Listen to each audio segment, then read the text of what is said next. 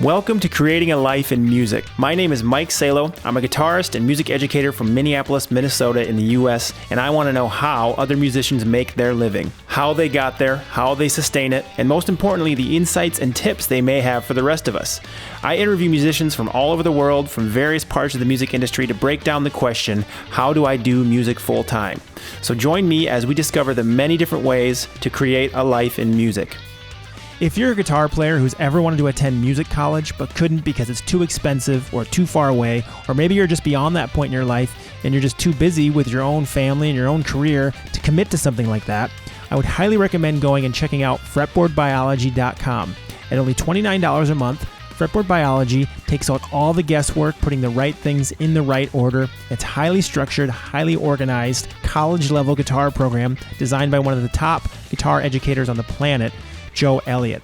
Joe was head of the guitar department at McNally Smith for a number of years, where he designed the entire guitar curriculum, as well as being head over at Musicians Institute in Hollywood for many, many years. He knows what you need to know. And you can get 50% off your first month when you go to fretboardbiology.com/register-salo, my last name, that's S-A-L-O-W. So fretboardbiology.com/register-salo. On today's episode of the podcast, I talk with Toronto-based guitarist Roy Ziv.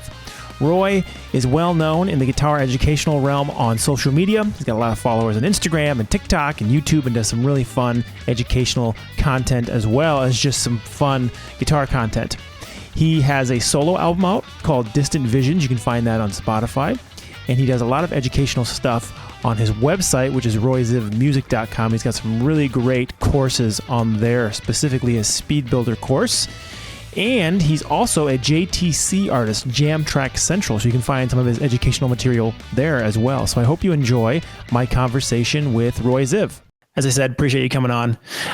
So the whole idea of the podcast is, I don't know if you were able to look up, maybe there's like one episode up right now, or two now. The whole point is, talking about how people develop their careers in music. And I really want to hear your unique approach, everyone's unique approach, really, how they started, how they, if they had an education background, like going to music college, or if they came up in a musical family, and how you've gone about like kind of creating your path. And then essentially it's all about just your career and exactly, what we can learn from what you've done so far in your career, which I'm sure, there's been a lot of different things in different moving parts throughout the years. So I guess first off, where did everything kind of start? Are you from a musical family? Did you go to like a music school or anything? I guess you can start from the early. Start from the very beginning. Wow. No, so it wasn't. I don't have a musical family, but my dad is really into music. There was always music in the house playing. Different styles, Spanish and classical and tango, lots of tango. So I grew up listening to lots and lots of music. It was always in the house. And I have an older brother and older sister, so they were constantly watching MTV.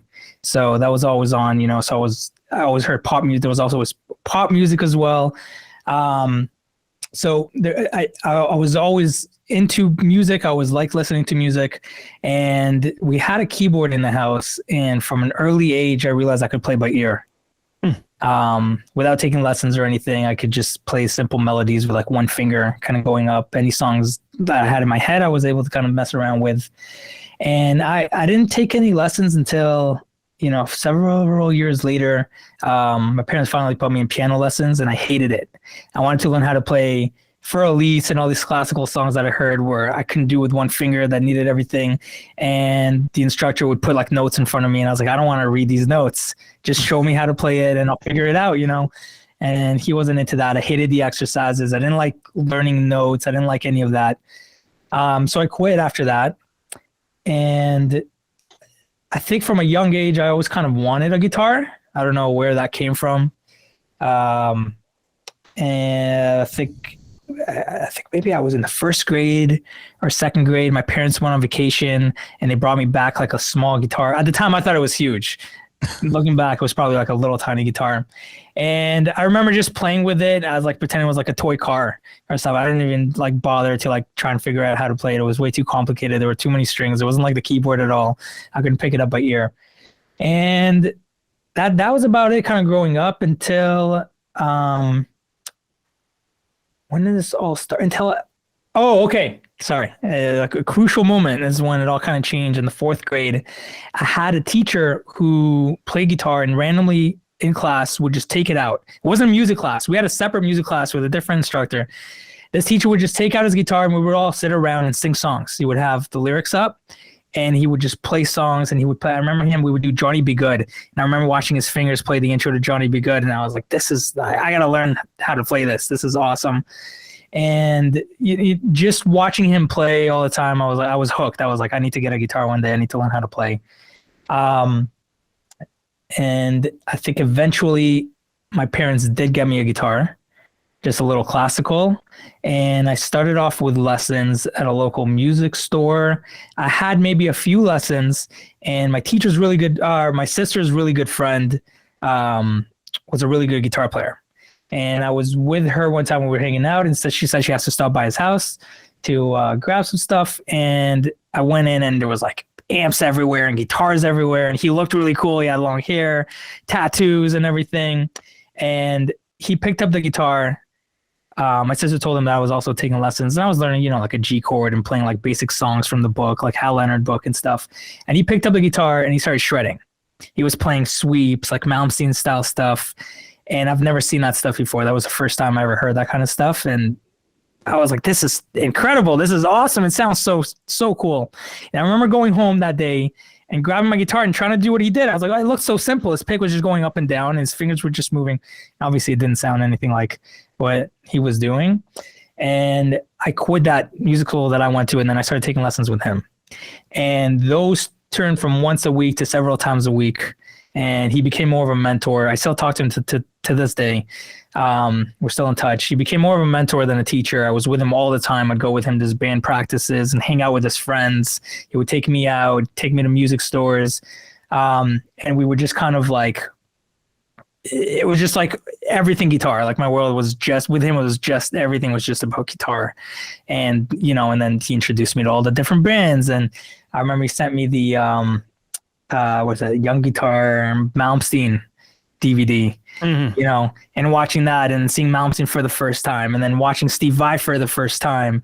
And then from there, he had all the different DVDs. And then we went to G3. That was my first concert ever. It was G3. It was Satriani, Vai, and Malmsteen.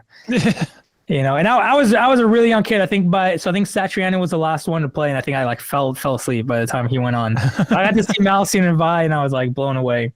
And that's where it all kind of started. And then, started taking lessons with them. Lessons with him were very, very serious. If I didn't practice, he would send me home. If I came back, it was very, very tough. Like if I remember one time taking the bus, I think it was maybe one of the first times I ever took a bus in my life all by myself. I get to his house and he's kind of testing me on some stuff. I didn't practice. I didn't really understand it. I got the theory all wrong. Give me a little test. I completely messed it up. He's like, go home. So it was very serious stuff. He would call me sometimes and he would tell me to bend a note on the phone. And if I wasn't near my guitar, I would get in trouble. And I would bend the note and he would be like, you have no feel. And he would hang up. And I'd sit there for hours just bending the note, trying to, how do I get more feel? How do I get more emotion into it? So it was cool. It was really fun. He was like a huge role model for me. I wanted to be like him, This is like Mr. Miyagi style stuff. Like, what the hell? Exactly, yeah. This is intense. I've never heard anyone talk about their guitar instructor in that way. Yeah, it was completely different, than anything else. It wasn't like weekly lessons. I was with him all the time, and it was basically like part of my family. How much older was he than you? It's maybe 10 years. No, probably less than 10, maybe 8 years, 7 years older than me. I think 7 years older. Okay, that kind of translates more. I'm like imagining like a young kid and like older guy, like in his 40s or 50s. It makes more sense because it sounds like a bigger brother. Like exactly. Okay, so if anything, I felt like an older brother at the time. Yeah. That's exactly what it felt like. I felt like having that. From there, so I was just practicing all the time and let's see. And then, yeah, I guess got into high school, got into some bands here and stuff. After high school, I went to Berkeley. Oh yeah, I think I knew that. Yep. Yeah, so I was in Berkeley for a while. I didn't finish like most people. It was very expensive. I just couldn't afford to finish. But I think I got enough from, going to Berkeley was really cool. It was just kind of a different perspective. I went in there wanting to learn jazz because I didn't know that world at all. I was able to take what I wanted to from jazz and apply it to my own stuff. I thought it was really weird with jazz. I remember my first lesson with my private instructor. We learned some like jazz stuff, and he told me to practice this piece, and I came back the next week playing it my style. I played it exact, but it was vibrato and bends, and I was so proud. And he ripped me apart. He was like, you can't do this. He's like, we don't do this in jazz. There's no vibrato. There's no bending. You can't do this. Just hold the note. And I was like, this sucks. This sucks. I don't want to play like this. Like, let me bend the note. Let me add some vibrato and stuff. But it was really cool. I think the best part about Berkeley is just all the people that are there from all over the world. And you get introduced to different cultures and different sounds, and you learn a lot from your friends and just hanging out in the jam rooms and the practice, rooms, I think, than you do in the actual lessons. But I think from there I got my foundation of theory, and that kind of everything just kind of clicked. One thing I never really had was my theory was kind of had a bunch of holes that never kind of made sense. So at Berkeley it all kind of clicked, and then it gets advanced very, very quick. So. You start off with the basics, and then right away you're doing some very advanced stuff. So you really have to understand that. So once that's all clicked, everything kind of clicked on the guitar, kind of. Very cool. Never mind. I was going to say, who was this teacher who said this? But you don't have to say his name. You can tell me after. I had a similar thing. I remember doing some of the jazz classes. I went to a music school in St. Paul. It was McNally Smith College of Music. Mm-hmm. And I had a teacher who, similar situation, he was like, write a jazz solo for this thing, what I taught you. And I came in and there was just like millions of triplets, like straight triplets, like da, da, da, da, da, da, da, da, da. And he was like, we do not do that in jazz. He's like, you do not play like that. Like, go home and do it again. Yeah.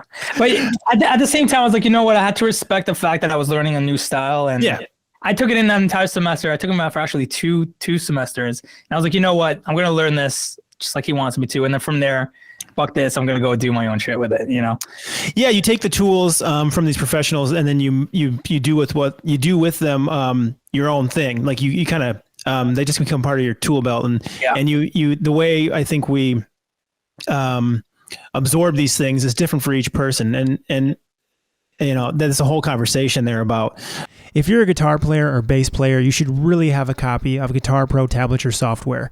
I've been using Guitar Pro for like 15 years, and I really can't live without it. At this point, it's sort of an industry standard within the guitar education realm, and it's really easy to use. You can make all your licks and write out all your songs, and you can actually use it in conjunction with ultimateguitar.com, where you can download Guitar Pro files and learn all your favorite songs. So I couldn't recommend this software enough. And if you use the code MikeGP at checkout, you can get 10% off your copy of Guitar Pro 8. That's Mike, MikeGP at checkout, guitar-pro.com. I mean, you're on the social media stuff, so I'm sure you get ridiculous comments here and there, just because everyone does. Yeah. And one comment I hear a lot is like, and I want to know your opinion on this, that's why I'm bringing it up. One comment I get a lot is like, well, I don't want to learn theory because that's going to inhibit my creativity. Mm-hmm. So what do you think about those type of comments? Because I get them, and I hear it, and there's a part of me where I'm like, I sort of get what you're saying, because you don't know the thing, but trust me, like it's not going to affect you in the way you think it's going to affect you. But yeah. So I agree, because I remember not understanding theory and being like, why do I need to learn this? Like, I can play the pentatonic scale and it works over everything. Like, who cares, But I think once it all clicks, everything changes. You start to understand things. When people ask me, how are you playing so melodically? How are these notes fitting over these chords? That's all theory. You learn the theory, you get the theory, and then you kind of forget it because your ears start to understand what fits over certain things. When I'm improvising, I'm not thinking of the theory, but there's that relationship between your ears, what you're playing, and the theory in your head that all kind of clicks and puts together. And without understanding that, you're just never going to get to that level. It's impossible without kind of understanding that basic theory.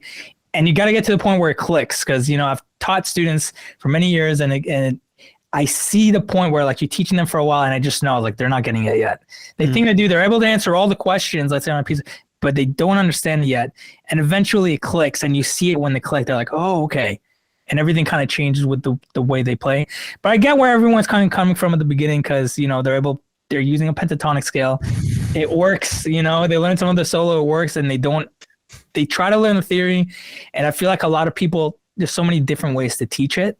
So people get confused really quick and they might understand it. They're not understand it. They might be able to kind of answer the questions on like a theory test, but nothing's clicked. So they can't really use it. And that's why they don't see the benefit of it. Yeah, like it's not connecting on their instrument necessarily. The applied theory aspect, which is yeah, and that's the hardest thing I think with and maybe you have a similar experience with teaching, is that like knowing the path and the process of learning in your own playing, and you know, same for me. You know certain things where it's like, yeah, this isn't like a quick learn. This is something that can take time. And then one day, we always say, like, it clicks. And it's really over a period of time when it's like, oh, okay, that's starting to make sense. Oh, okay. And it comes, I think, from, it comes from practice. This is why we practice, because you develop an understanding of everything you're doing. But yeah, man, it's I'm glad to hear you say that. It's one of those things where I like to ask because I'm like, I know you're gonna agree with me on that. Yeah, of course, yeah. But it's so true. I mean, it's very true. People when they ask those questions, like how do you do those type of things, and it's like, well, yeah, I mean, you got to know the ins and outs and the theory and like what you said, I think is really important to note too. Of like, it's not like I'm sitting here thinking through theoretical moves all the time. You know, like the ear and fingers and theory kind of all meld and become one thing, especially over time and then with a lot of practice. Exactly. Yeah, it all kind of clicks. Yeah, man. So random question. I saw maybe, I don't know how many years ago on the Instagram, did you audition for some sort of like Queen tribute? And how did that go and how did that come about and what was it entirely? Okay, so I was at Berkeley at the time, and I don't remember how I found out about this, but basically the guys from Queen were like, we can't perform anymore, but we still have all the production kind of we have all the production sets and everything. We have all the money to kind of put on the shows. And there's too many bands out there that cover music that suck. And they're giving us a bad name. So we want to put together our own cover band. And we'll produce it. And we'll put behind all our production and everything. And we'll tour with them. And once in a while, we'll come out and play. Maybe Brian May will come out. Maybe the drummer will come out in some of the shows. But it's just a cover band, just a tribute band. But we'll train them. And it's all of our people putting this together. So we're going to find the talent all over the world. And there's going to be a bunch of auditions. And then we're going to film all this. And it's going to be like documentary style. So I auditioned. I didn't tell anyone I was auditioning. I remember all my friends were calling me that day. I just didn't answer. There was a gym in my dorm room that no one really used because it wasn't labeled. And it was like kind of hard to get to. It was like in the basement or something. So I just went in there, set up my laptop, and I just kept playing over and over and over and over this kind of track. And eventually, I guess a few weeks after, I got an email saying, congratulations, you move on to the next round. And the next round was, again, you had to choose one of the songs, play it recorded, but then it's voting. So you had to send it to all your friends and everything and just get a bunch of votes. So at that time, people were telling me, they're like, my first video and second video, like the guys from Berkeley and stuff, they're like, you're overplaying completely. I was like, well, look, if I'm going to do this, I'm going to do this my way. I don't want to sit there and I'm not the type of person, I've never been the type of person to play a song as is. I never had the patience to learn it. And this is like a longer conversation in general, but I think that helped me develop my own sound. Growing up, I loved Steve Vai, Malmsteen, and all this stuff. I couldn't play their licks. I wasn't good enough. So I'd figure out ways to get in the vicinity of what they were doing on my own without trying to sit down and actually practice, fully to get to the same level of things they were doing. A lot of times I just relied on my ears. I kind of knew a song and I just kind of went along with it. So with this as well, I didn't want to play it exact. I wanted to add my little nuances and little licks and stuff. So a lot of people were like, you're overplaying, you're not going to get it. I was like, whatever, look, I'm just going to do this my way. Hopefully I get it because it would be really cool. So I got this, I guess, second last round as well. And then they flew me and everyone who went into that last round out to LA, which was really cool. Put us up in a hotel. Everything was filmed and everything. And then we got to the Foo Fighters studio is where they held the last audition. And yeah, I didn't make the cut. Basically, they put us into like certain groups with all the like the singers that made it, the bass players, drummers. We got there and then they'd be like, okay, play this song, play this song. And then we had to play it. And my group, the other guitar player, after his solo did a backflip, like in the air, did a backflip. And Roger Taylor comes out of the booth and he's just like, that was incredible. This is what I'm talking about. Queen Extravaganza. This is what we need. I was like, I'm not going to get it for sure. I'm not doing no fucking backflip. Yeah, exactly. Yeah. But yeah, so then they ended up, I guess all the guys that made it, they were all really, really good. I was really young too. Maybe that's why I didn't get it. I was like really, really young at the time. But it was a really cool experience just to kind of get to, get flown out to LA, that type of thing. Yeah, very cool. So I was actually going to ask that about the age range. Were they bringing in young people, or is it kind of like established people, or? No, so one of the guitar players that I met, he already kind of knew the band because he was a guitar player in what's the musical called they had, the Queen musical? I don't know if you're. Oh gosh, I'm not sure. We Will Rock You, maybe it's called. I don't know.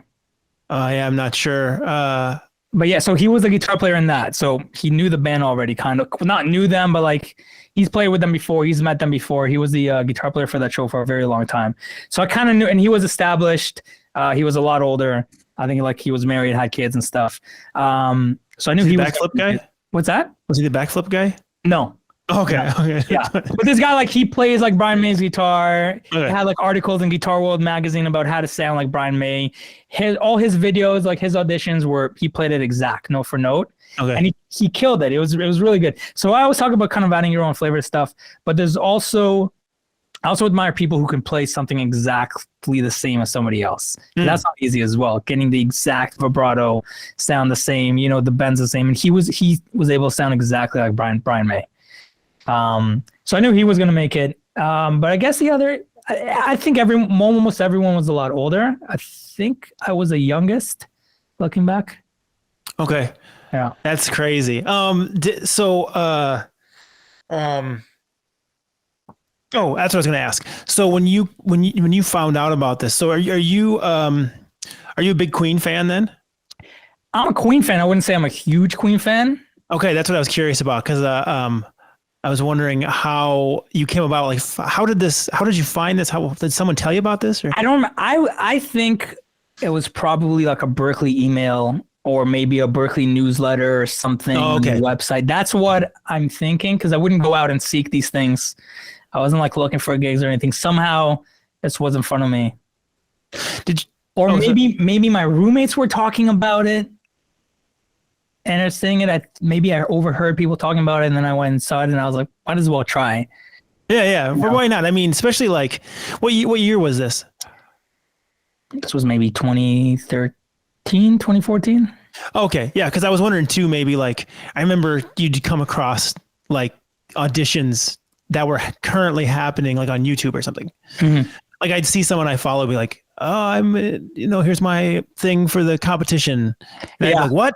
Exactly. And I would do it. Yeah. I'll do one of those and like do the same thing while I was in music college. Yeah, so I wasn't sure if it was something like that. Cause I remember that, I feel like that time frame specifically, like 2012, 2013, that was like the online guitar competition time. Yeah. There were a lot of competitions. That's true. Yeah. Because I remember there was a Stained one to get on the Stained album. There was really? Guitar playing. It was like the same year, probably 2013. Interesting.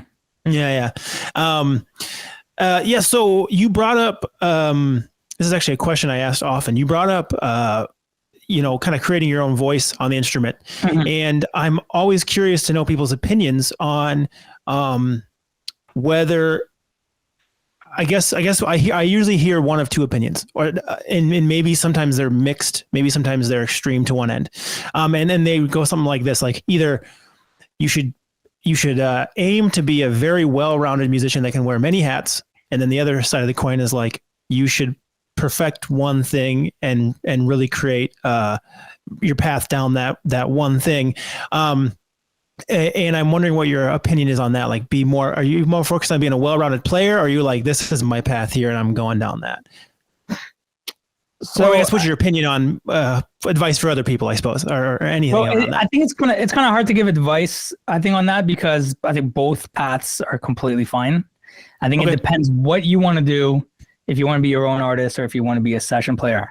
I couldn't be a session player. I wasn't good at being a session player because it was hard for me to play something as somebody wanted it played. I would always add my little things. I had my own ear. I wanted to produce. And I was like, I want to do a bend here, I want to add a guitar solo here instead of just these chords. I want to do all this stuff. I also had a certain sound and like certain types of licks, and it was hard for me to stay in like a certain type of thing that somebody wanted. So for me, wearing all those different hats, I think was more difficult, but it depends what you want to do. If you want to be a session player, then yeah, you need to be able to play everything exactly as, a producer wants it. You need to have that restriction, with your playing, and you got to realize that you're not there to kind of like, you're not there to show your own voice. You're there to kind of just play what's written down, and that's it. So if you want to go that route and you're happy with doing that and you're good at that, then that's completely fine. For me personally, I didn't find that enjoyable. I wanted to be creative. I wanted to add my own spin on things. I hear things and I wanted to add them, and, producers would be like, no, you can't do that. So yeah, that's reflected, I think, in a lot of your recent videos. Exactly. Yeah, where that whole idea came about. Yeah, I've been in situations where I remember I joined a band, probably at the height of the very shreddy moment in my life, where I was doing a lot of Yngwie, listening to a lot of stuff, and this band was nothing like that. And but the band wanted me to do that stuff on their album, which was like reggae, pop, rock stuff. Okay. And the producer was like I did some little sweepy thing that they wanted me to do, the band, and he was like, what are you doing? Like, don't do that. That sounds horrible. Yeah. And I was like, yeah, I know. I sound like an idiot. But yeah, that's so interesting. That actually can lead into maybe this little fan question I had, because it was actually about those videos that you've been making. Okay. So what he said was, this is from JT. He said, Rory seems to enjoy making some fun, silly reels on IG where he still gets to display his incredible talents. Is producing content becoming more fun than performing live, or does it all add up to like, this is all great? I'm living the dream, is what he said. Like, or is one becoming more fun than the other? I don't really understand the last part of like, but I guess what he's getting down to is producing content becoming more fun than performing live. Mm-hmm. So I think playing live, I think nothing, personally for me, nothing beats playing live. There's a certain energy about it. It's fun. You're performing in front of people. You see their reactions in real time. I don't play live anymore. I haven't played live in a very long time. Maybe like one show a year here and there, like an off thing, maybe with someone, if somebody needs a player for something, or randomly if I'm at a bar with some friends and there's like open mic, we'll all jump up and we'll all play, that type of stuff. And it's really fun. I enjoy it. But I haven't done the live thing in a very long time, just because I've been focusing on the online business, and the content and everything. And I do enjoy it because you get to be very creative with it, and you get to try out new things, and it's, it's fun. You get to kind of mess around with different ideas and everything. I guess he's asking if one's better than the other. I don't know if one's better than the other. I don't regret, like, I'm not saying to myself, like, life sucks, I'm not playing live, I'm just like an IG type of guy, I'm just a guy playing online. I do really enjoy it. I enjoy that I get to be creative and just kind of do whatever I want. Yeah. And just play anything I want, any idea that comes up, I can test it out. Oh, this video didn't do well, let's try this idea. and it's just fun to kind of come up with things and see how people react. Yeah, I guess overall it's both fun. I'm hoping maybe one day to maybe release another album, put a band together, and maybe play some shows. But yeah, the content stuff is it's fun. Yeah, and if it's taking up as much time as I'm sure it is, then it becomes unreasonable to try to force in gigs if that's going to just take away from the work that you need to put towards your business. Exactly. Yeah. Someone recently, I was at a party and I was just kind of messing around with the guitar, and he's like, "Oh, where do you play?" And I was like, "I don't." He's like, "What?" And he was just kind of basically didn't understand. He's like, "Why aren't you playing shows? It doesn't make any sense." And it's hard to explain to someone that like doesn't even watch like, full content or any of that type of stuff. It's just, it just takes up too much time. There's the business side of things, which is, almost like a full-time job. And then you got to create content and edit and everything around it. Putting a band together and practicing and rehearsing and playing shows and bringing in gear and, packing everything up. It takes time. Yeah. And I've found myself, I still gig, but like every gig I have is like, no front end work. It's just show up. Oh, okay. Nice. So for me, it's, that's what I can't do the front end stuff. Like if someone's like, "Hey, can you," I just did one stupid, anyway, long story. But it's like, if someone's like, "Hey, need a guitar player, in 2 weeks, 40 songs, 30 songs." I'm like, nah. But if someone's like, if there's a band I'm playing in already and they're like, "Here's the set list this summer. It's, the songs we always do. We got 10 of them. Just show up." I have a couple gigs like that where it's like, sweet. Like I don't really have to do any front end because it takes time. That's like probably the most time consuming part is getting the material down and all that stuff. So yeah, totally. That's a common thread, I think, from a lot of people who are doing,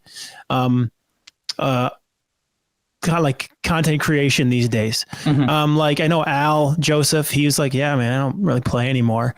And he's kind of doing a similar thing with his online business as well, where it's taking up, a lot of the time, and it just becomes unreasonable to try to. It just gets to that point. It's like, am I just going to spread myself too thin trying to do everything, or are you just going to focus on one thing, kind of sacrifice another thing? The online stuff is working. I'm happy that it's working, and I know I can build it even more.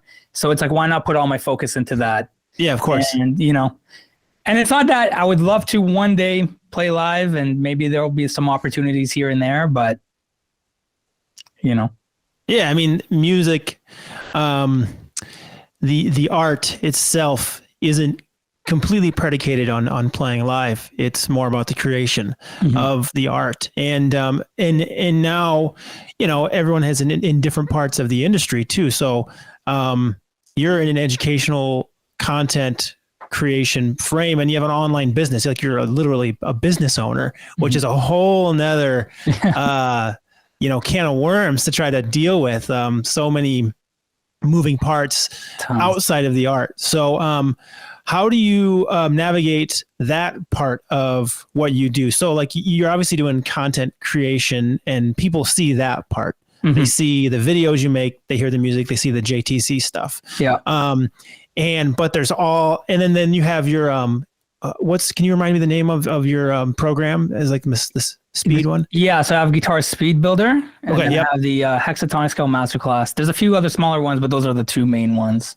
Yeah. The Speed Builder one's pretty intensive, right? Yeah. It looked like it was. It looked like it had a lot of like modules and stuff. Yeah. It took the longest out of every course I've ever done. So actually I put that together during COVID. So there you go. Yeah. Which is why I was able to do that. So the story with that actually is I used to teach full time at a music school. It was like a music store that had like a music school. I was there for maybe 5 years, I think 5 or 6 years I taught there. And on the side before I went, so I used to start at like 3, maybe 4 p.m. every day. Before that, I would just work on content and build up my content. But all my money was just coming from teaching. And then when COVID hit, obviously the school closed down. I wasn't making any money. I started teaching online for a bit. and that's when, so I always wanted to put together this speed course. I wanted to put this together for a very long time, but I knew it was a lot of work. I had to figure out like the business side of things. I had to figure out platforms, websites, all these different stuff, and put it all together and record the videos and edit. And I knew it was going to be like a really long thing. And then during COVID, all of a sudden there was nothing to do. Wasn't making any income, and that kind of motivated me. I was like, all right, let's try this. And I just worked on it nonstop for months, nonstop. That's all I worked on every single day. And yeah, I was able to, finally release it, update it throughout, get feedback from people. Then I started creating ads. And then that snowballed into more ads, and then made it even bigger and learn more about the business side of things. And then just kind of build that platform out a bit more. And it worked out really well. I think if it wasn't for COVID, I'd probably still be teaching at that school, Which is kind of a weird thing. Yeah. I think that's a lot of people's stories though. They're like, well, I have this opportunity. Like, I mean, like I think of, and I have no idea about the bag. This is just how I've perceived it. I think of like Corey Wong. I feel like that guy released like 6 albums during COVID. And I was just like, wow. How are you getting all this music out? That's and crazy. It's like, you're like, I mean, you're not doing anything else, just making stuff happen. How do you, so that's such an undertaking. I think when most people hear it, this whole program, I mean, and then I know from experience that, that stuff is just so time consuming and it's daunting. Very. So how did you approach that in conjunction at the same time you're doing the content creation? So like, how are you organizing your time during those periods?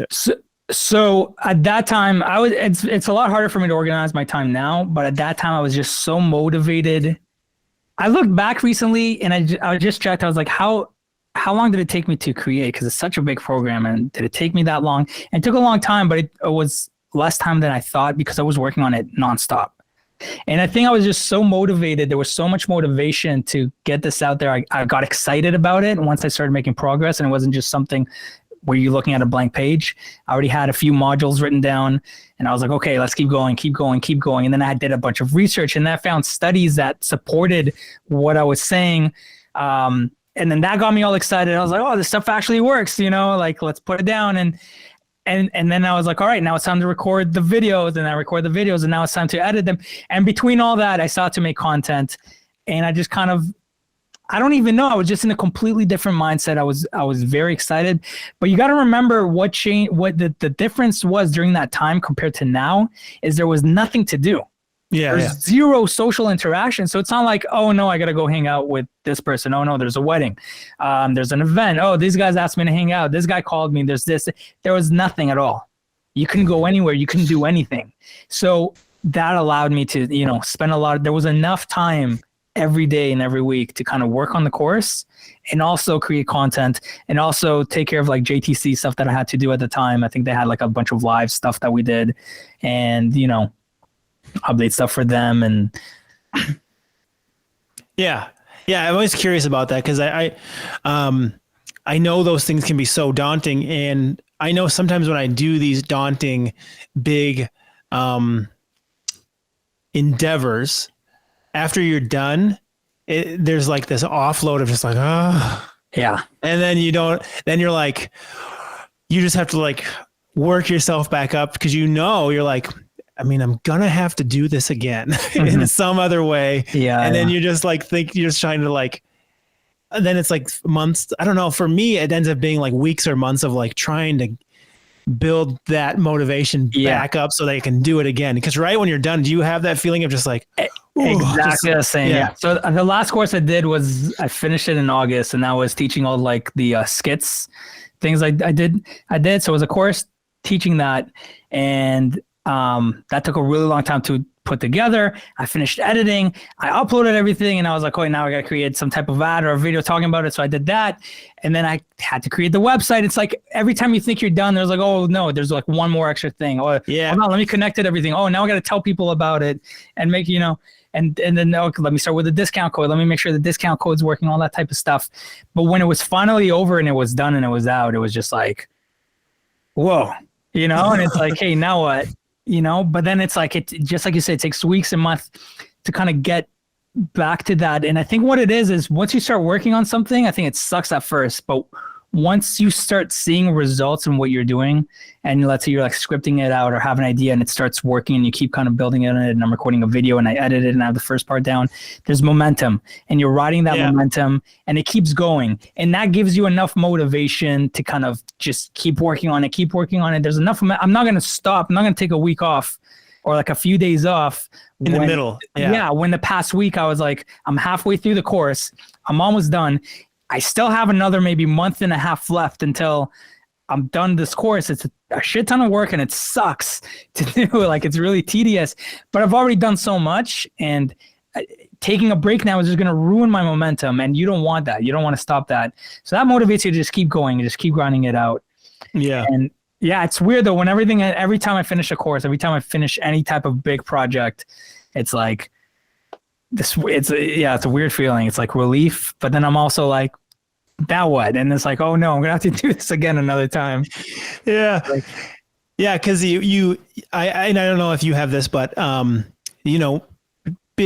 doing music full time, you know, and I don't want to even say at the back of your head, at the forefront, even when you finish something, you're like, well, it's not like I'm done doing music. So I got to keep making stuff because I need to maintain this career and I need to push this career forward. So that's not the end. Like, that's just part of the continuation of what I'm doing. And it can feel, Anyway, you look like you were going to say something.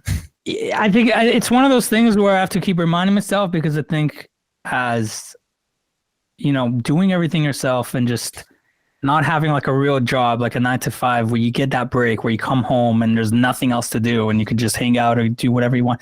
This is always in your mind. There's always there. And when you finish that course, I felt like for a long time, I was always like, oh, there's all this stuff to do. I can't wait till it's all done. And finally I'll feel relief. Like, I'll get back to kind of everything's relaxed. And it never got to that point. It's like, okay, I just finished that, but now I got to do this. Okay, I just finished that, but now I have an idea for this. Okay, I just released all this content and everyone wants to learn it. Okay, let me put this into a course. Okay, now I just finished that, but now there's this. And I'm never getting to that line in my mind that I'm like, okay, now I'm finally relaxed, where there's like nothing to do. And I have to keep reminding myself that you have to learn to just enjoy it and realize that this is your life. It's always going to be this way. There's always going to, until I retire, but which I don't think I will, because I enjoy it. I enjoy doing stuff. Yeah. It's music. It's not like, it feels like a job, but at the same time, I enjoy what I'm doing. And it's a really cool feeling to kind of put something out and see it kind of come from your mind, like, and looking at a blank page to all of a sudden there's a course out and tons of people get it and you have reviews and all this stuff. But I think I have to keep reminding myself that, this is the work you do, and you just got to keep doing it, and you got to get used to and be comfortable with, like, you're never going to get here where everything's just relaxed and there's nothing to do. You're always going to be here, and you got to get comfortable with that like energy or that vibe, that pace of things. So I think that's one thing I got to keep reminding myself. Yeah, it's good advice. Because that was my next question, was actually going to be surrounded around the idea of burnout, and if you ever experience stuff like that, since you are working on this stuff so constantly. Because I know, similar to the feeling I get after I've released something, or like kind of gotten something up and then finally released it or something. Like recently launched this podcast and my Patreon all at the same time, just kind of all had it at once. And it wasn't a lot of work, but there's this this buildup. And then sometimes I feel like that's when I feel the most burnout, but it's not, I don't know if it's burnout. I don't know. And I don't know if you ever experienced the same thing after you work relentlessly on something and then you're just like, oh, afterwards. I don't know if you feel that and how you deal with it. Yeah. So for me, a lot of the times if it's like a nonstop. So usually in like around Black Friday and Christmas times, I'll try to do as much. I have a huge discount. I know that's when the most people are going to buy, and I want to make sure this gets in front of enough eyes. So I'm creating new ads. I'm releasing as much content as I can every week, and I'm trying to release high quality content, which takes time. I got to deal with customer service emails. I got to make sure the discounts are all working. The websites are all working, and there's just so much to do, and I'm doing it nonstop until the end of the month. And usually at that point I was like, I need a week off. I need like a week and a half off. I do feel that burnout for sure. Usually after a course as well. Like I remember in August, after I finished that course, I needed like to just kind of take a week to kind of like relax. My issue is I don't get to relax during that time because your mind's like, oh shit, I still got to do this. I still got to do this, you know? And that's where it gets back to the point where I got to keep reminding myself, I was like, this is a baseline of, you know, you just get comfortable with that feeling that there's always stuff to do and your mind's always going to keep kind of thinking about it because this is your business and you care about it. And I can't just clock out. I can't just clock out and, you know, so yeah, there's definitely that burnout. I'm trying to better kind of figure out how to balance my life because I enjoy going out. I live downtown, you know, I enjoy going out. I enjoy hanging out with people and I enjoy doing that. But at the same time, I love working. And if I could, I would work all the time. But, you know, I also want to be social and go out and stuff. So I'm trying to find that balance of everything so I don't get burnt out. Right. Yeah. I've noticed the same thing if I have like when the summer hits, because I don't know how the winters get in Toronto, but like here it's like the winters are just brutal. Yeah. So when summer hits, I always have these big summer relaxing goals that like never happen. Like I'm like, oh, I'm gonna go, you know, once a week. I'm gonna go on a really long bike ride. I'm gonna be outside all day. I do it like one time in the summer and then never do it again. Or like I'm gonna get my kayaks out and go on the lake twice maybe. And then, and it's because of what you're saying, where it's like you do those things, and then when I do the 1 or 2 times, I don't really feel like, oh, I got to get back. But it's after when I have the opportunities again, it's like, oh, I have like this 5-hour block. I could go outside and do some nice stuff because it's nice out, and you know, winter sucks and it's summer. But then it always comes back to like, well, I can't do that. Like I got too much shit to do right now and work on and everything. So yeah, that's really interesting. I think it's some good insight because you're very consciously thinking about a lot of business tactics, which I think is helpful for people to hear. With you were saying, you know, you're consciously, purposefully focusing on those holiday times. And I think that's one thing that, and I don't know if it's how many people, but like musicians types seem to struggle with the business mindset with things like this. And I know I do. I try to think of myself as a businessman, but like there's so many things that I think I miss that I should be approaching, like things like that, where it's like sometimes those dates come and go, and I'm all caught up in family stuff, and then it's like, oh yeah, I just missed a huge opportunity. And you said earlier that you are consciously like testing videos, like you'll make a video and make a concept and then test it, see if it goes well. Do you keep a close eye on those type of things? Like, oh, I made this video about this topic, or like I made one of your videos and then you went, that didn't go very well. And then do you like nix it and then go on to the next thing? Or it kind of used to be that way. Now it's more, the algorithm is so weird. I just try to do videos that I think I would like to watch and things I think people would also like to watch and things that are fun. Sometimes they work. Sometimes that same video concept will work for a while and then it just stops. Sometimes a video that I think will do well does really bad. And, you know, I think I got to that point where before I used to feel bad about it and be like, that's a bad video. Like, okay, let's not do that again.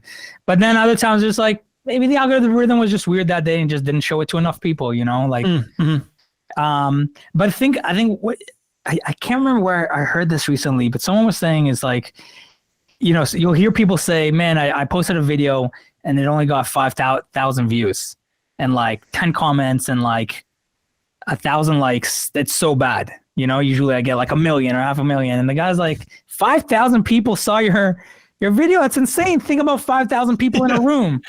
And the problem is with social media and being doing the content stuff, you don't think about these things. It's just numbers on a screen.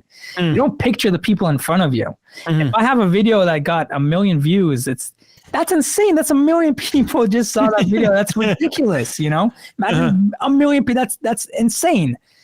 So I think it got to the point where now I'm just kind of, if I had a video that did really, really well, and then the next video didn't do well at all, I'd be like, oh no, what am I doing? Like that video did really well. I got followers because of that. It helped the business. People went and bought more courses because of that.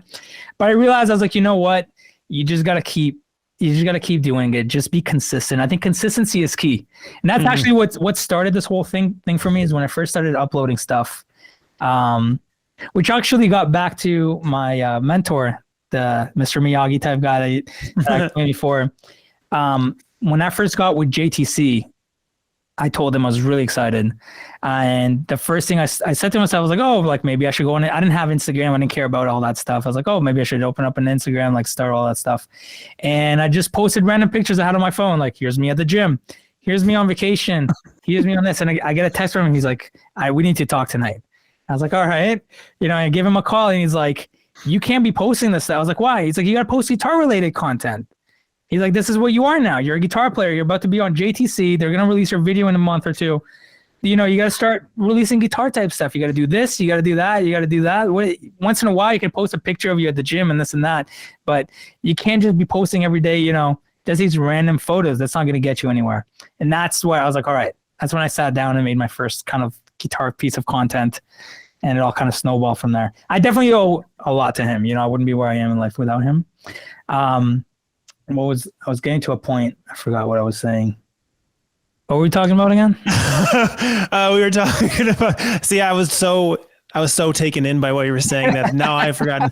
Well, I'd asked about consciously deciding on whether or not a concept that you've posted. You're right. So yeah, and then I was talking about consistency. So at the time, do you know his name's Stratton? Stratton Marshall. Yeah, him. Okay. So I was watching his stuff. I was following him, and he was doing a live. I was actually just about to teach. Right before a student came, I saw he was doing a live, and I quickly hopped on. I was watching him, and then I asked him, I was like, how do you build a following online? Like, how'd you build such a big following? Like, how do you approach this whole thing? And he says you have to be consistent. Consistency is key. And that really stuck with me. Like, I took that to heart. I was like, I'm not consistent at all. I wasn't consistent at all back then. And I was like, every week I'm going to release this many videos. I'm going to be consistent with this. And it all kind of snowballed from there. So I think the goal is to just, for me now as well, is just consistency. Keep uploading. Try to maintain, that weekly uploads. If a video doesn't do well, then it didn't do well. If a video does really well, try and do a similar video. People like that, Yeah. Yeah. And I've probably been following your stuff for, how many years has Instagram been doing video stuff? Because I feel like a lot of guitar players hopped on around the same time. So was that like 2017 or 2016 maybe? It's around 2016, 2017. Yeah. So in that time frame, so let's say 2017. Mm-hmm. So what's that? 6 years? 6 years. Mm-hmm. How many days have you missed posting? Any? Tons. Yeah. Okay. Yeah. I'm just curious. Yeah. No, tons. I've gone months. I've gone like a month and maybe a month or two without posting. Okay. Was that early on or? No. Early on, I was posting all the time. Okay. Yeah, early on, I wouldn't let myself do that. But early on, all I had was my teaching gig and content, and then creating stuff for JTC, which is, on my own time, kind of working on courses and recording that type of stuff. And like a bunch of random things that people would hit you up to do, like tons of collabs that didn't go anywhere, but I used to say yes to everything. Yeah. Stuff like that. And like, different companies, like, doing stuff for them. But I think once kind of my course took off and there was more things to do with the business, that's when the burnout kind of became more real, where it's like, I don't have any more ideas, or I'm not thinking about ideas, or there's things to do outside of, on the online world, where I would take like a month and a half off, 2 months off, not because I wanted to, I just didn't have the time to do it. And usually I would get really stressed at the time. I'd be like, oh no, like people are like, we're probably wondering why I'm not posting, what's going on. By the time I post, the algorithm's not gonna like that I didn't post for a while. I'm not gonna get any more views. And That's not the case at all. People don't care. People are like, maybe actually people do. If I don't post for a while, I'll get a few messages saying, "Hey man, like it's been a while. Is everything okay?" Which is really cool. Like it shows, I guess, people care about you and they've realized. But the majority of people don't realize. The majority of people don't realize that you haven't posted. And when you do, that video could do well, the video could not, but you're starting back again. Like you still have those followers, they're still there. Hopefully the algorithm will still show your stuff to people.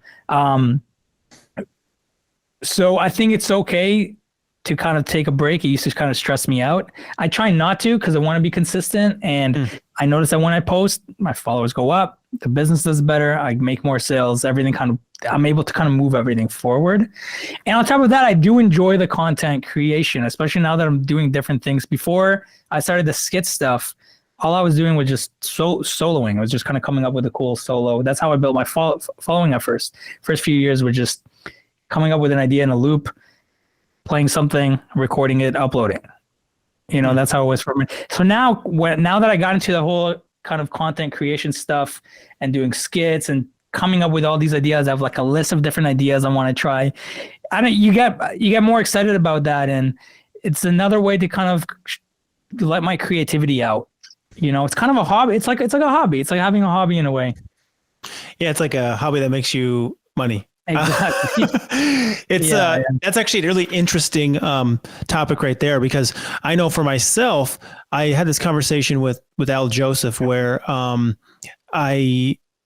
you start to think about what are my hobbies, and it's like guitar is my hobby, but guitar is my career, but it's my hobby. Yeah. But it's also my career. And it's like this endless like circle of like, do I have hobbies? And then I'm like, well, I like beer. That can't be a hobby. That can't be a hobby. And I was like, and then I remember talking to him and he was like, yeah, man. He's like, you don't need them. Like Al was like, you don't need a hobby. He's like, you're doing it. Like people who get hobbies don't like what they do during the day. So they get a hobby. And I was like, oh, that's good. It makes sense. I think to this day, like I think about how much guitar we play and how much content we've done, and you know, creating course is tedious and it sucks sometimes, you know. But after all that and all the content I put out, my favorite thing to do every day is to just pick up my guitar and play, and improvise. And I could do that for hours and hours and hours and not get bored. I could sit down with I have to force man, when I procrastinate from doing work, it's because my guitar is next to me and I've picked up I'll pick up my guitar and I'll play. That's what I do when I procrastinate. It's my favorite thing to do. And yeah, I guess that's our hobby. Like if I had another job, I would want to come home and just play guitar. And I always find that interesting. If I'll sit there for like 3-4 hours sometimes, and like time just kind of went by and I'm like, wow, a long time went by and I was just noodling on the guitar, doing nothing, not recording, not coming up with content, not doing anything, just messing around. And I was like, after all these years and after this is my work as well, I still love playing the guitar. Yeah, that's awesome. One of the best things you can do as a musician is to protect your own hearing. I've been using these Eargasm high fidelity earplugs for months now, and I really love them. They're nice and discreet, high quality, and they don't make any of the sound muffled. They let in the right frequencies that I need on gigs or at shows. You can get 10% off your order if you use code MSALO10 at checkout. That's my first initial M, my last name Salo, SALOW, 10 at checkout to get 10% off your order at eargasm.com. Do you find are you able to find time, or do you make time still for like practice? Yeah, exactly. Like, and then I guess practice in the sense of like effective practice. I mean, I know we all noodle and stuff, so I don't know if you're like the only practice I've done recently is I was doing it in the summer, was speed practice. Okay. So I think in like April, I moved downtown. I think that's when I had like a month or two where I wasn't posting anything because I had to set up the condo and everything. When I ended up picking back the guitar, I realized I was a lot slower than before. And I was a bit rusty. It took like a week or two to get back to like everything was fine again. But I was using my speed course techniques to kind of get back to that level, and I got faster than I was before a little bit. And I was like, damn, this is, and I got really excited about it. Also, there's this kid, I can't remember his name. I think was it Baxty? Oh God, he's insane. So at the same time, I was watching his stuff and I was like, this is ridiculous. This is so, and that inspired me. Plus I was seeing results and I was like, all I wanted to do every day was sit down and practice my speed, you know? And on top of that, it made me happy that my course actually works and this stuff still works even at my level. And I was like, this is really cool.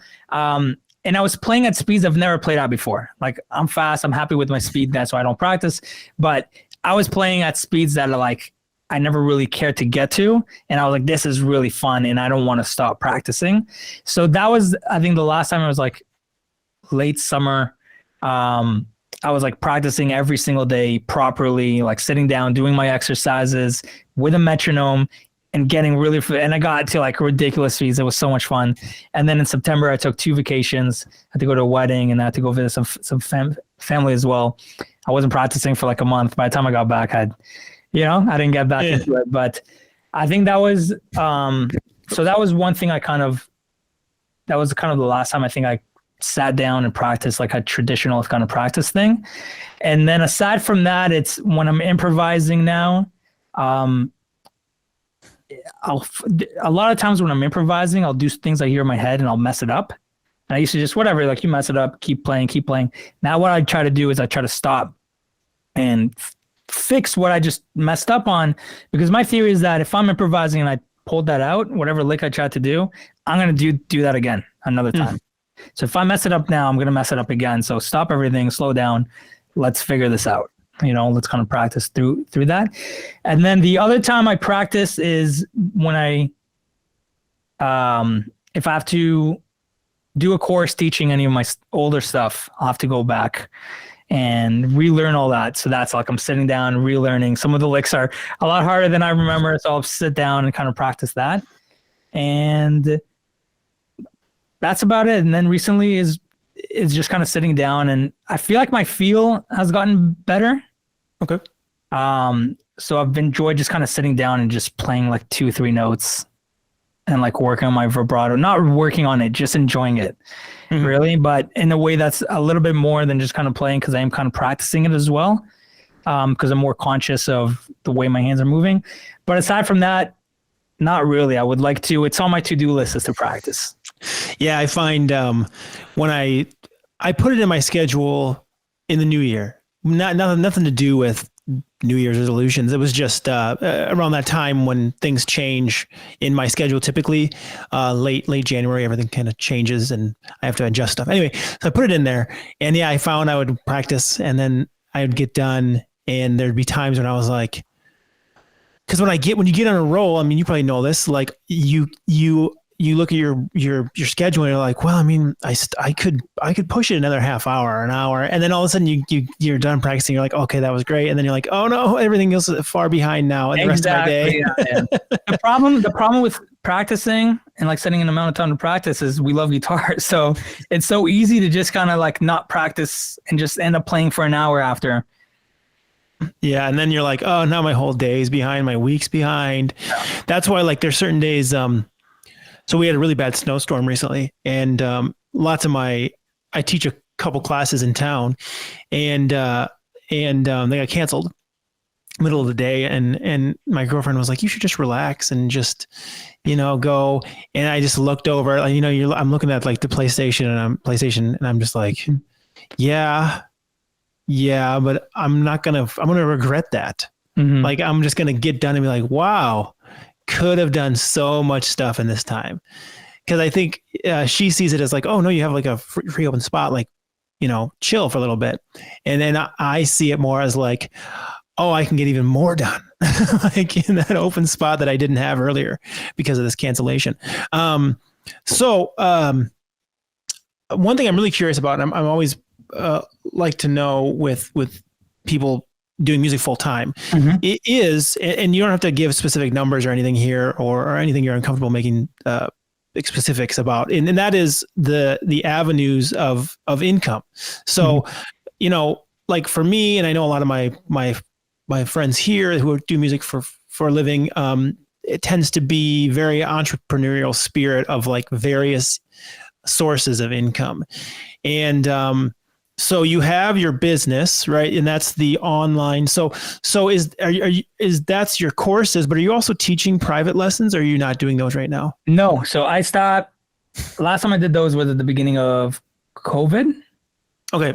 Yeah. I like teaching. I mean, I taught for many. I gotta say I had a love-hate relationship teaching at that school because I would teach all ages. You know, I got 3-year-olds and I would get 80-year-olds and I would get beginners, intermediate, and advanced. I also had students who were with me for 5 years, from the very beginning until the end. So you see the progress.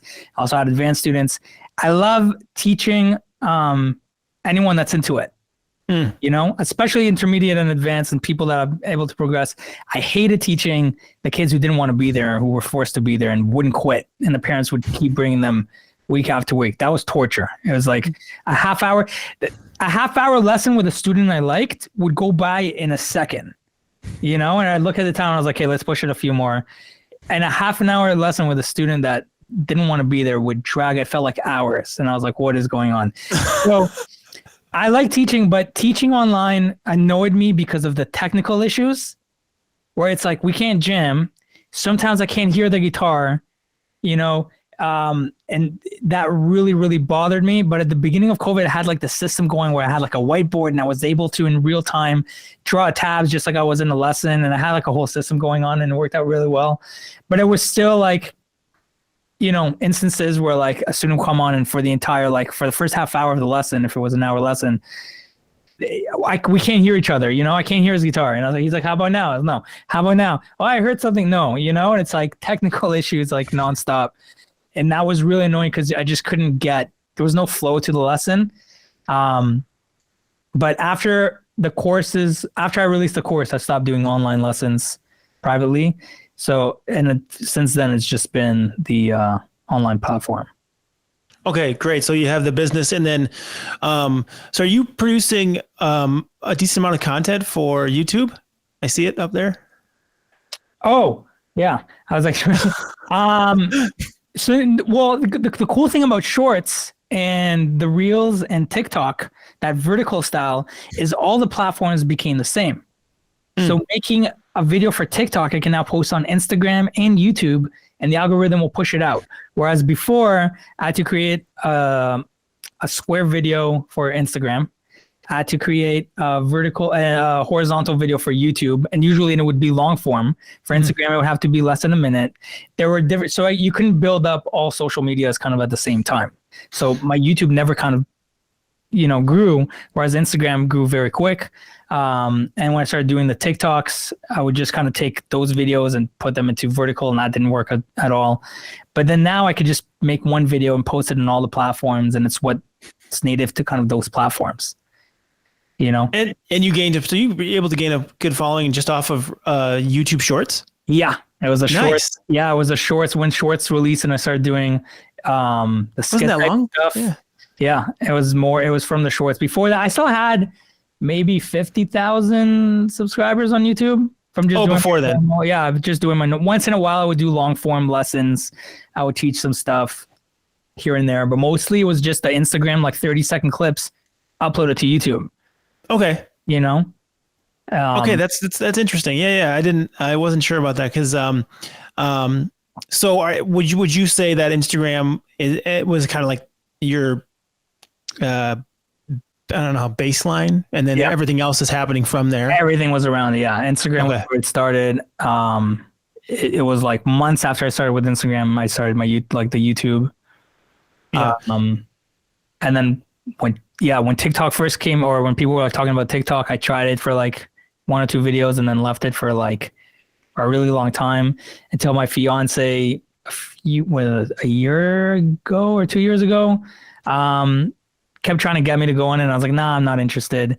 And then I realized like she would be on it, and I'm like, oh, what's that? That was funny. And then I'm like, oh, what's that? That was really interesting. And I was like, oh, there's some like really creative content on this that I've never seen anywhere else.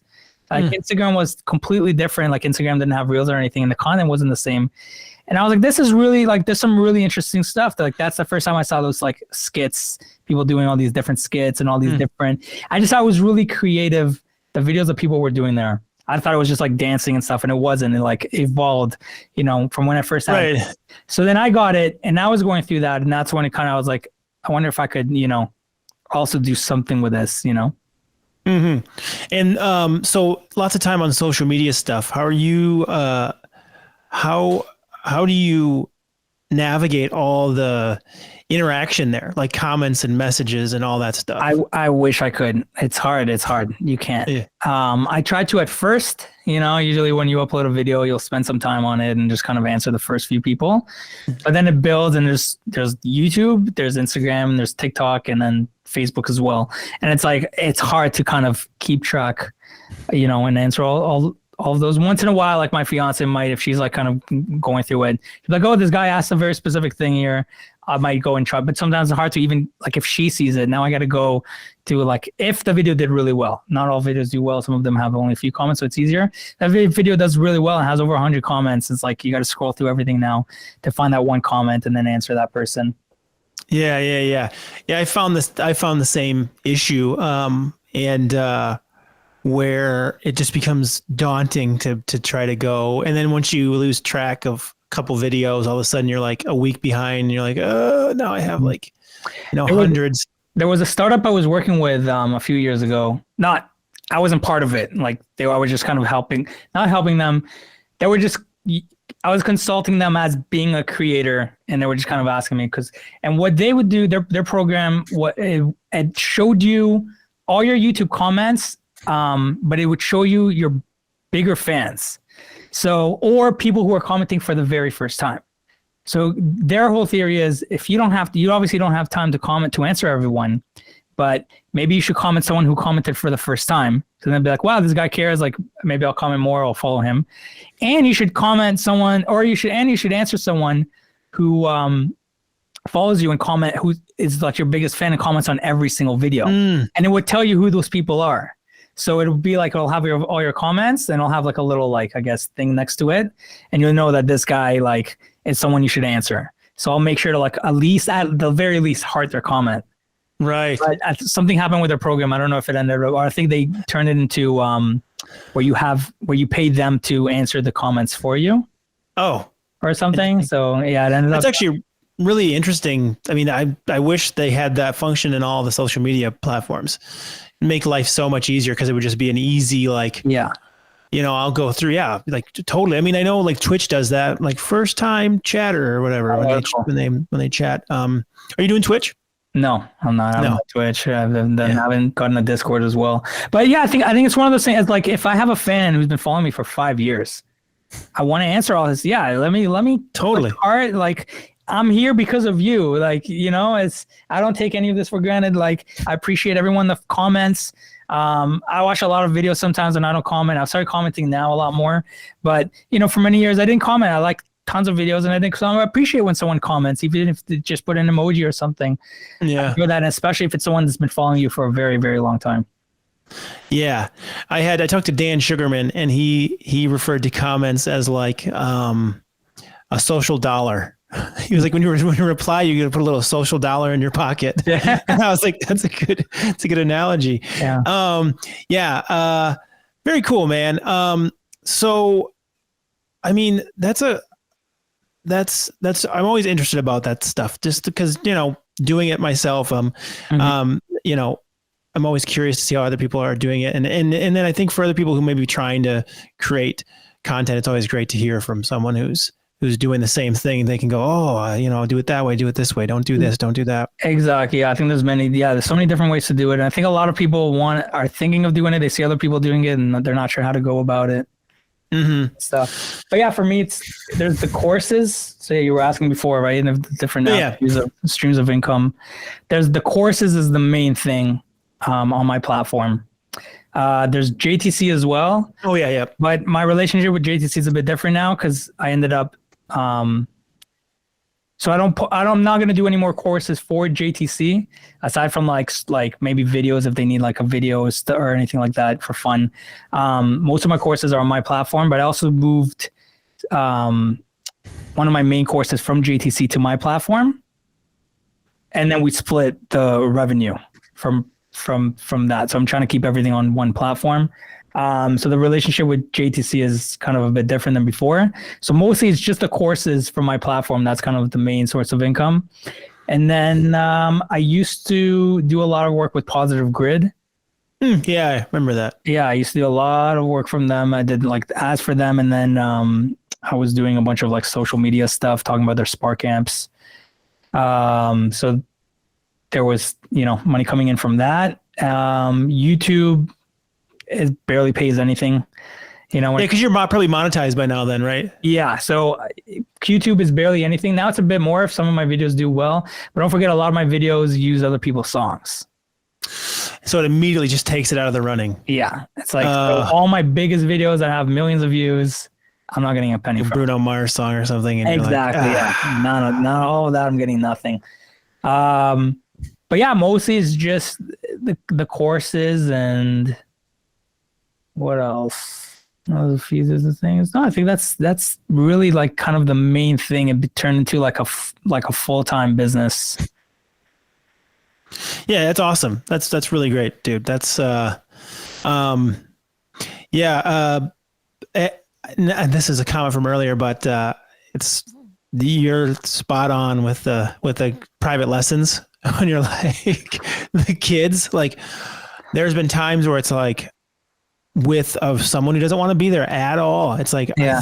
I think this is what hell is like. I think this is what it is. Like, being here, wanting to do something I love, like more than anything, but like just with someone who does not care at all. Mm-hmm. It's such a bummer. But anyway, that's a whole other thought. I thought it was funny that you pointed that out. I guess we can wrap it up here. I think the last thing that I'd be curious about, and this is kind of more for people who would be listening to, if you could narrow it down to like your best piece of advice for people trying to do music full time or create a living within the music industry, whether it's what you do or other things you've seen from other people or other colleagues or friends, what kind of advice would you have for others if you could narrow it down to like one kind of sentence or a couple sentences? If I could narrow it down, it would be, I guess just start, forget about perfectionism. People try to have everything set up properly. Oh, I don't have a website. Okay, so I can't do this. Oh, my website doesn't look good. Or if they're starting a course, there's landing pages involved and a bunch of other stuff. They'll be like, oh, this isn't designed properly. This doesn't look good. Nothing has to be perfect. Just start. Just release the damn thing. If I could go back in time, I would have done this. I would have released tabs for every Instagram video I've ever put out right from the start. It would have been such a, just a little bit of extra time a week, and it would have completely changed my life by now if I did that at the beginning. But I just didn't want to, because I was like, I want to have a membership website one day, and I need to set it up like this, and it needs to be that. It was like I overthought. Too many people overthink everything. I went through that. I was overthinking things. Also with my course, my speed course, like been wanting to do that for so long. It completely changed my life, like releasing that course. And I wanted to do that for so long, and I didn't, because it seemed like such a huge daunting thing. And I was like, oh, well, I don't know about it. I should maybe find some studies on it, and I should maybe do this, and I should do some more research. And I don't really know how to create a course. So I'll get a course on how to create a course first, and then figure all that out. And once I just started, when I didn't have a choice, I wasn't making any money. I was in my house all day. There was nothing else to do. I was okay. This is the time. I was like, oh my God, I could have started this years ago. Like, it's not that difficult to do. So I think the main advice is just forget about being perfect. Just post it. You want to start posting stuff, but you don't have the right equipment. Just use your phone camera as mic for now until you figure out plugins and all that stuff and how to get proper sound. Just start posting. You want to release a course, just find the quickest way to do it and just release it. Yeah, man, that's great advice. That's really great, because it comes down to just doing the thing and then refining it and doing it more and then refining it more, doing it more, refining it more. Yeah, anything. Yeah. Yeah, when I first released my speed course, I got a lot of feedback. There are a lot of things, that I thought people understood didn't, and I was able to go back and kind of fix it. But if I always waited for that kind of perfect thing, I would have never released it. And then when you do release it and you think it's perfect, it's probably still not. You're always going to get feedback and stuff. So yeah, it sounds like you handled those type of things pretty well then. Cause I think it's good to go in and be and with that understanding of like, things could be better or things could go wrong. And then once you get that feedback, it's like, all right, cool. Yeah, I'll fix it. Yeah. Cause I know some people get the feedback and it's very ego bashing. It feels that way. And you can be like, oh no, I messed it up. Yeah. But I think it's good. Like when you're like, oh yeah, I could fix that. Okay, cool. I'll go fix it. Exactly. No, I think that's the best attitude to have. There at the beginning, there is when I first started releasing ads and I started getting like really shitty comments from these ads. People are like, "Oh, speed isn't everything. You don't need to play. This is bullshit. Like this guy sucks. Like all this stuff." I was like, I don't even play that fast. Like go watch my videos. Like I don't even like here and there. Like I'll add some stuff, but like if anything, like for me, it's melody comes first. But I wanted to release this course because when I was thinking of my next course to do, I went through all the messages and all the comments I've gotten, and the number one, or not the most comments or the most questions I got asked was how to play faster and how to fix alternate picking and how to speed up your playing and a bunch of picking questions. It was all about speed. That was out of all the questions I got all those years, the question asked the most was that. And that's why I was like, okay, people want to learn this. And then, so at first when the course was doing well, I was like, okay, let's run some ads. Hopefully that could get more eyes on the course. And I started going to getting those comments. I was like, I need to turn these ads off. You start feeling bad. You're like, am I doing something wrong? It gets to you. And then after you gotta let that go, Yeah. People who are willing to comment in that way are just a certain type of human being. Yeah. That it doesn't quite compute. I've had similar comments. I mean, I work with a company called Fretboard Biology, which is an online guitar program. And he used to be the head of the guitar department over at, Musicians Institute at GIT. Oh, wow. And so he lives here now and I've worked with him for many years. Anyway, so, I do their social media. So I posted something that was like, all about the importance of music theory and just a couple just hateful comments of like, I've toured the world and I don't know that shit. This is completely bullshit. What a clown show, like blah, blah, blah, blah. And then you go and you're like, who is this guy? Who touring the world? What? Yeah. And you're like, oh, he's like an acoustic singer songwriter. And I wanted to be like, hey man, like what you're doing is way different than like what this is trying to teach. Like you're out there kind of doing your singer-songwriter thing and cool. Like that's great. But it's just each person has their own goals. I guess what I'm trying to say is like when someone makes those comments, like especially on your speed thing, it's like, yeah, man, like you don't want to do this. So just get out of here. Yeah. Like don't like make it like other people want this. Just exactly. let them find it. And I'm just trying to help people here achieve this particular goal. It comes down to like, you send out one iota of a bigger picture, but it's something that you have found with other people that's important. And there's so much more to the story than for someone to be like speed isn't everything. It's like, well, yeah, I mean, no, you're not wrong, but at the same time, like that, this is made for a specific type of goal. Like I didn't say, hey, like, let's learn how to, no, like, what are you talking about? Yeah, no. Yeah. Like, it's just, I don't know. Anyway, there's a whole conversation there where I'm sure we could talk about that for hours. Yeah. So when it comes to like kind of refining things, I went after, and then I was like, you know what, let me redo this ad after a while. Instead of turning it off and cringing every time I saw my ad, because I know people are going to talk shit about it, I just changed the ad where in the middle of the ad, I say, look, we all know speed isn't everything, Yeah. We all know that, but it's still an important tool if, for creativity or, for this or expressing this or this. And also like, just like you said, if you don't want to play fast, don't take my course. Yeah. Go take another course. Some people want to learn this. That's why it's out there. Like, yeah, it's so interesting. That's a good tactic. Like what you did to go in and just add that little thing. Cause it's almost like the tactic of like killing someone with kindness. You just give them this thing where it's like it doesn't give them an opportunity to say something, because I don't know. Anyway, that's what I don't want to keep ranting about. I mean, not you keep going because like you're the guest here. I find myself, I get worked up and I start ranting about that stuff. No, I get it. But yeah, man, I really appreciate being on. This is great. We'll have to do it again sometime. Yeah, definitely.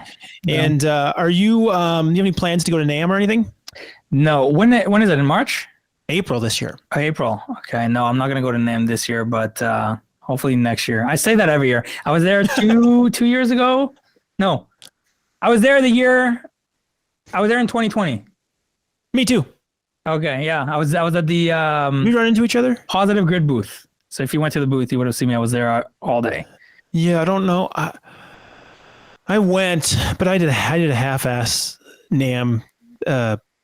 I took it more as a vacation. Oh, okay. So we hung out in Santa Monica, and I went a day or two, and it was a piss poor NAMM visit for me. I ran into Al. Like Al's like one of my older friends. So like whenever I'm in LA, it's just I hit up Al Joseph, and so I ran into him and talked to him for a bit. But otherwise, I didn't do much. But yeah, I'm probably in the same boat as you are. Like where it's like, I'm probably going next year, and then Well, I think it would be cool for me. I just because I was always excited to go. And then I get there and now it's like, oh, wait, I'm working, like I'm here. I got to be in this booth the entire day. And maybe like a few hours at the end of the day, they'd be like, all right, you can go, like, you don't have to be here anymore. And I could walk around. And it was, I guess it wasn't as cool as I thought it would be. I was like, I can't do 3 days of this, like walking around with so much noise and like, you can't really try anything because you can't hear anything. And there's like a billion people. And I was like, it's kind of cool to see here and there, like some new things, but like anything that was cool and new was really, really weird. Yeah. And I'd rather just watch a video that's like where I can hear it and someone explain it perfectly. And so, but it was definitely cool to see. So maybe one day I'll go. I'm always saying like, if I go, I don't like, and I have nothing to do, if I'm not performing, if I'm not teaching, if I'm not doing anything, I don't know what I'm going to do for 3 days. Like, I don't know if I want to walk around there for two days, however many days it is. Yeah. See, I've done that approach twice, and now I'm in the mindset where you are, where it's like, if I'm not going to like go in and do anything, like, I don't know, because it just becomes a big hang, which is fun. Exactly. The one cool thing is seeing everyone from online that, I don't get to like see in person and like talk to. And yeah. But now there's things like, there's things like this, there's podcasts. Exactly. So it's in April? Yeah, like April 13th or something. I don't know. Maybe I'll change my mind. Maybe at the last minute I'll be like, you know what? Fuck it, let's go. I don't know. Yeah, there you go. My girlfriend really wants me to go because she's like, she's so like, I don't know. She's like, you've been working so much. You should just go. You're going to love it. You should just go. And I'm like, I don't know. But yeah, maybe I'll go. We'll see. You're so right about the fact that dude, the last couple of times I went, there was things I wanted to play that I just couldn't. Like there was like a line, or like I want to try to play that bossy stuff, and they were Me like, too. yeah, okay, that's the one thing I cared about when I was there. I was like, I just want to try that bossy guitar, and it's like tons of people surrounding the booth. Every time I walked by, I was like, I'm not gonna play, and most of the time it's like someone playing and then being filmed the entire time. I was like, this is too much, like, dude. I can try this. Yeah, I know, dude. And it happened with them. So like I got there and I go, can I try it? No one was there, luckily, but like whoever was there, it wasn't Tosin and it wasn't, I don't remember the other guy's name that I can think of, but the guy there was like, oh yeah, Tosin's not here. But you can play unplugged. And I was like, well, I don't want to do that. Yeah. And then it happened several other places where like, they were like, yeah, we can't have you plug in right now. I was like, well, what the? I'm like, why am I want to try this. Like, and that happens several times. But it's not no one's fault. It's just, exactly the nature of the thing. Yeah. But anyway, man, let me know if you go. Maybe I'll end up going then. The one thing that was really, really fun there was a, like a private Steve Vai show. Oh, I bet you that was cool. It was, I guess, hosted by Ibanez, and then at the end he brought out Paul Gilbert. He brought out the guys from Polyphia, a few other players that play Ibanez. But the coolest part, everyone in the audience was like everyone you see online. So like you're looking around, I was like, oh, Plini's behind me.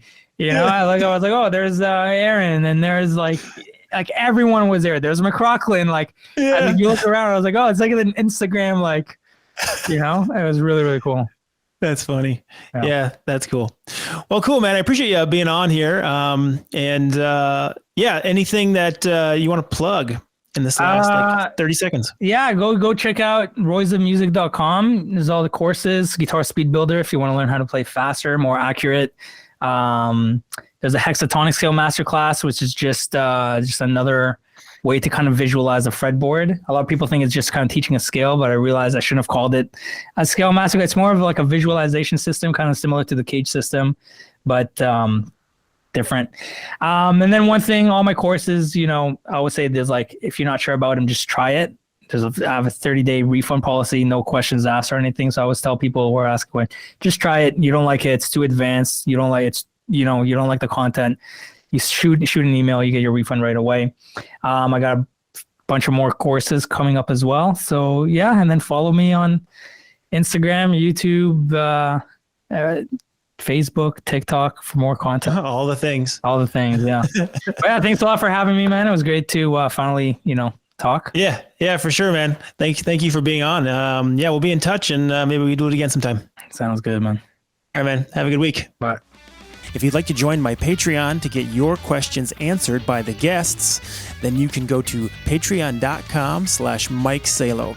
There are several tiers there that you can take part in, and lots of different perks like pre-recorded guitar lessons or even one-on-one guitar lessons with me. There are live masterclasses every week for certain tiers. And again, you can go to patreon.com/Mike Salo to check that out.